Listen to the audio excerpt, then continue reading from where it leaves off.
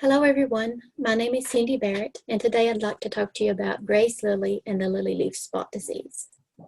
So first off, I'd like to thank SAHC for their invitation to give this talk for the virtual June Jamboree. So a little bit about my background.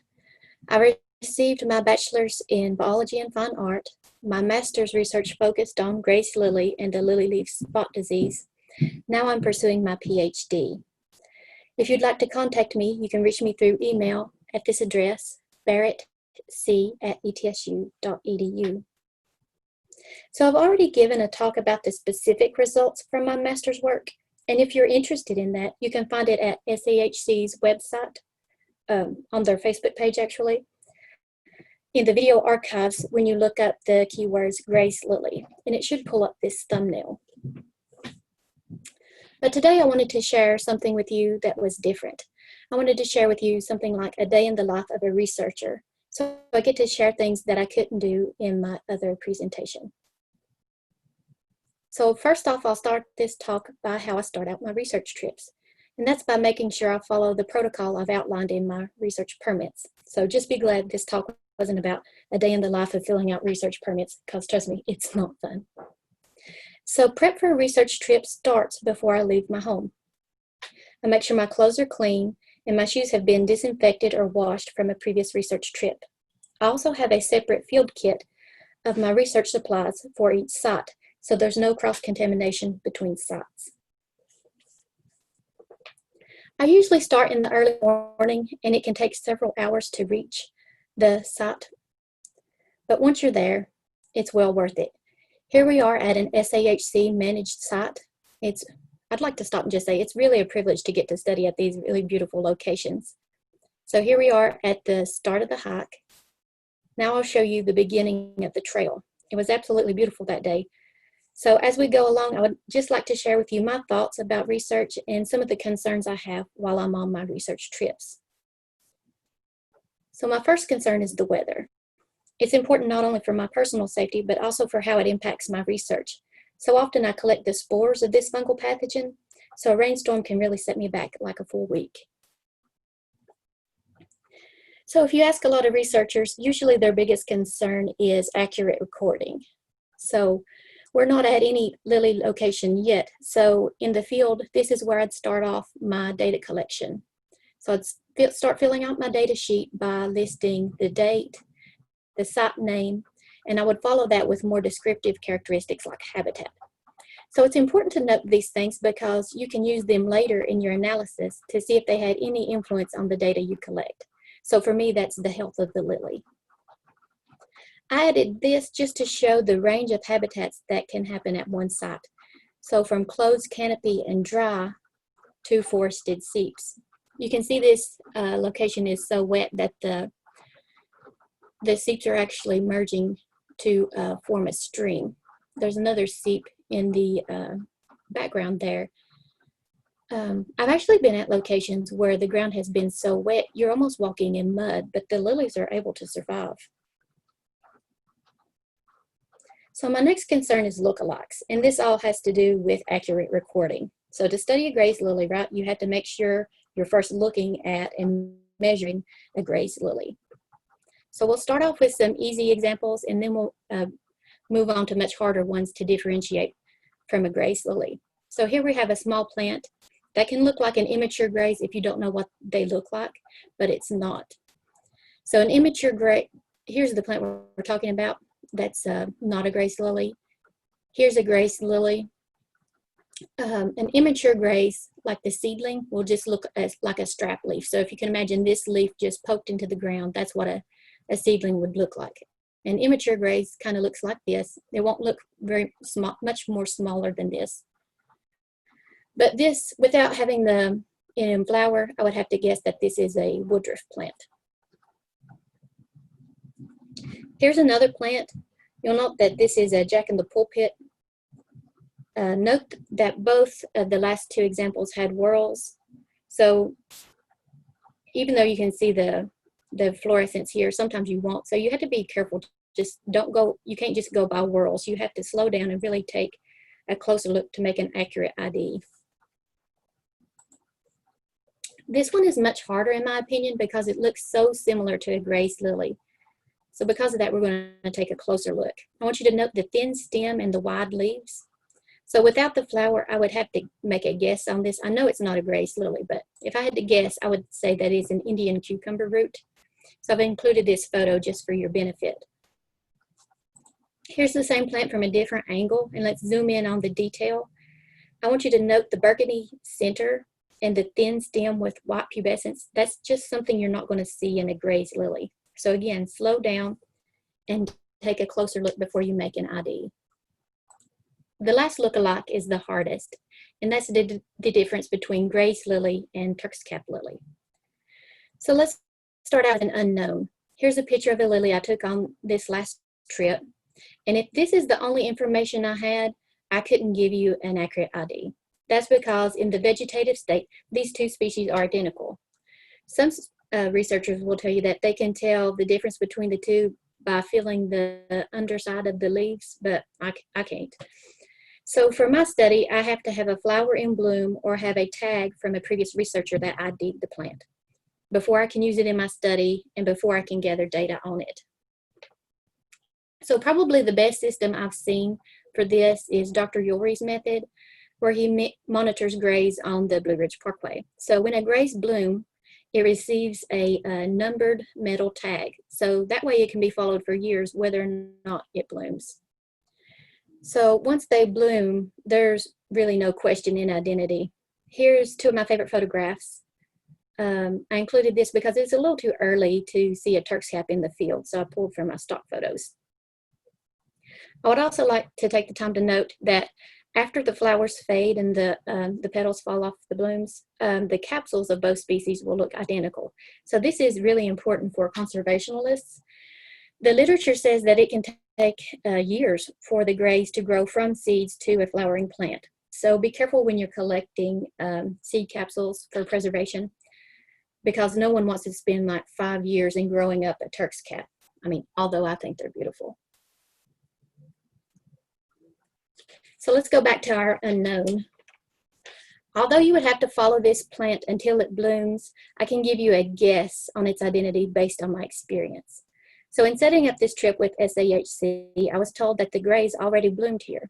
So looking at this and how immature this bud is, I would have to say that this is a Turks cap. But again, you'd have to follow it till it blooms because there's a possibility that this can be a Canada lily. So before we move on, let's talk about the difference between a bud and a capsule. So this is a bud because an immature capsule would appear at the end of a pedicel. And I'll show you what I'm talking about. So here is an immature bud, and this is our unknown. And on the right here, this is all grace lily. So here's your immature bud. Here's a more mature bud. This bud has a pigmentation and it's just about ready to flower. Here's your flowering state, and here is a capsule. So this is what I'm talking about. It's really hard if you've not followed this through a season to know that this is a bud or a capsule, but there's an important distinction that will help you. So you go by this pedicel, and the pedicel is just the stem that holds the flower. So when the pedicel is bent here, you can tell that this is a bud, because once this flower matures to here, you'll see that it blooms, and you'll see that the pedicel is actually more straight. So when this flower, if it becomes fertilized, it will start to produce a capsule. So note the difference in the stalk here, that when the capsule develops, it will be on a straight stem. So that's how you can tell the difference. I included this just because it's different from what all I normally see. I normally study lilies in a closed canopy habitat. So the grays and the Turks are usually the same height, but there's always rule breakers, right? So this was the only population I've seen where the Turks were over like 9 feet tall. My next concern is browsing. So first off, we're going to zoom in, and probably the first thing you'll see is just the diseased lesions of the plant. But I want you to focus in on the stems. So you can see that they're cut or eaten.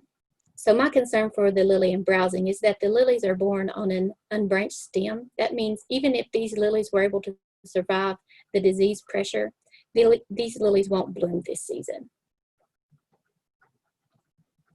So here's the thing I added for just you guys. So in looking for lesions under the scope, I changed to a lower objective, and I saw this crawl across my field of view. I wasn't ready, but I grabbed a camera to take a quick video for you guys. The last concern I have is that of disease. I think a lot of people have been conditioned to seeing healthy grace lily. So a quick Google search will show just healthy lilies, right? But when you go into the field and you study these populations in several different areas over a season, this is what I see. So I predominantly see very unhealthy lilies, sometimes with multiple lesions, and on average, there's hardly any lilies that survive the complete season. So let's look at a lesion more closely. This is just one lesion, and I want you to note how it distorts the leaf. I also want you to see just how much surface area one lesion is taking up.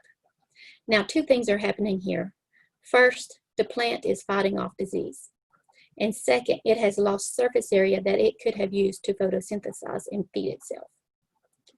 So now we're going to take a look at two more lesions. Now, at first appearance, it looks like they could be from two different fungal pathogens, right? So let's take a closer look. On the left, I want you to note the difference in color and texture. So what you're seeing in there is the reproductive structure of the fungus, the spores. And on the right, you see that this lesion is brown and smooth. So there's two things that could be happening here, right? I think that this lesion could have been, the spores could have been washed away during a rain, and that's why you could see a difference in the two. Or this is an immature lesion. So this lesion might not have accrued enough nutrients from the leaf to produce the spores that you're seeing here. So that's my opinion. So if you were to sample this lesion and look at it under the scope, this is what you'd see. So on the left here, you're seeing the spores under oil immersion. So that's a really high magnification. And on the right, this is a little piece of infected plant material. And from it, you can see the hyphae is growing. So the fungus itself is growing out of that infected plant material. And the color you're seeing is just due to stain.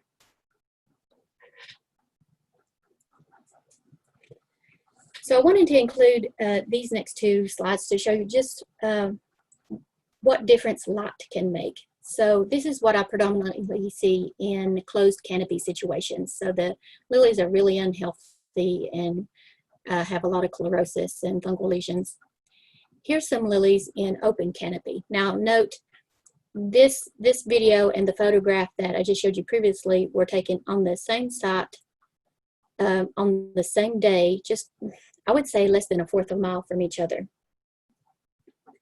So there's another thing I want you to know. Even though we're in the present, have a lot of light in this area, you can still see that there's disease present.